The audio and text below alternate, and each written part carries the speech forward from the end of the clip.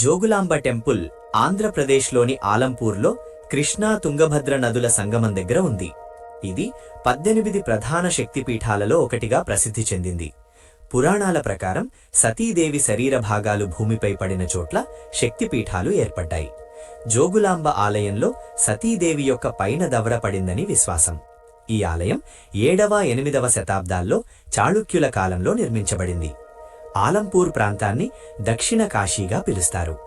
సమీపంలోని నవబ్రహ్మ దేవాలయాలు చాళుక్యుల శిల్పకళకు ప్రసిద్ధి. 14వ శతాబ్దంలో Delhi sultanate invasions in south India సమయంలో ఆలయం ధ్వంసం చేయబడింది. మూల విగ్రహం దాదాపు 600 సంవత్సరాలు బాలబ్రహ్మేశ్వర ఆలయంలో రక్షించబడింది. తరువాత 2005లో కొత్త ఆలయంలో ప్రతిష్ఠించారు. జోగులాంబ అమ్మవారి రూపం ఉగ్రంగా ఉంటుంది. జడలు విప్పిన రూపంలో పాములు మరియు ఇతర జంతువులతో కనిపించడం శక్తి యొక్క శక్తివంతమైన స్వరూపాన్ని సూచిస్తుంది. ప్రతి సంవత్సరం వేలాది భక్తులు దర్శనం కోసం వస్తారు. ముఖ్యంగా దసరా సమయంలో భారీ ఉత్సవాలు జరుగుతాయి.